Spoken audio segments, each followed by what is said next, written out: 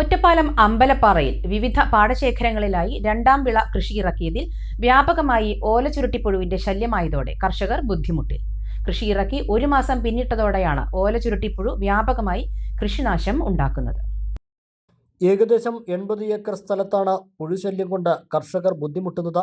മുട്ടിപ്പാലം, തിരുണ്ടി, ചെറുമുണ്ടശ്ശേരി, വേങ്ങശ്ശേരി, പയ്യപ്പാടം, മേലൂർ തുടങ്ങിയ പാടശേഖരങ്ങളിലാണ് ശല്യം കൂടുതലായിട്ടുള്ളത്. ചില പാടശേഖരങ്ങളിൽ തണ്ടുതുരപ്പൻ്റെയും മഞ്ഞളിപ്പിൻ്റെയും പ്രശ്നവുമുണ്ട്.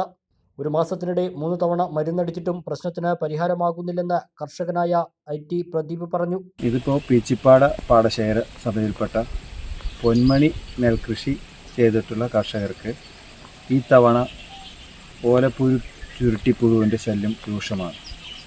ഞാൻ 3 തവണ ഇപ്പോൾ അടുപ്പിച്ച് മരുന്നടിച്ചു, വിട്ടുപോകണില്ല. ഇവിടെ ഏകദേശം ഒരു 10-15 ഏക്കറോളം നെൽകൃഷി പൊന്മണിയാണ് കൃഷി ചെയ്തിട്ടുള്ളത്. അവർക്കെല്ലാവർക്കും ഇതുണ്ട്, ഈ ശല്യം. ഞാനിപ്പോൾ ഒരു 3 ഏക്കർ ചെയ്തിട്ടുണ്ട്, 3 ഏക്കറയിലുണ്ട്. 3 ഏക്കറിലാണ് പ്രദീപ് കൃഷി ഇറക്കിയിട്ടുള്ളത്. മരുന്ന് അടിക്കുന്നതാണെങ്കിൽ ഇരട്ടി ചിലവും ഉണ്ടാക്കുന്നു. പൊന്മണി വിത്ത് ഉപയോഗിച്ച് കൃഷി ഇറക്കിയ കർഷകർക്കാണ് കൂടുതൽ പ്രശ്നമുള്ളത്. മൂപ്പ് കുറഞ്ഞ പൊന്മണി പോലുള്ള വിത്തുകളാണ് ചില കൃഷിയിടങ്ങൾക്ക് അനുയോജ്യമായിട്ടുള്ളത്.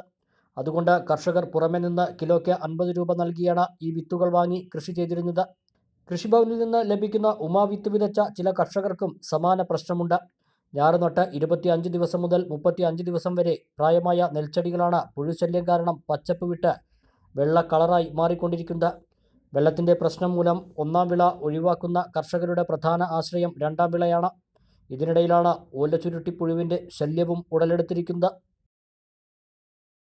വസ്ത്രവിസ്മയങ്ങളിലെ ഏറ്റവും പുതിയ ട്രെൻഡുകൾ ഏറ്റവും ആദ്യം അവതരിപ്പിച്ച Kaniha wedding centre, the family fashion destination, Ottapalam and Vadakkanchery.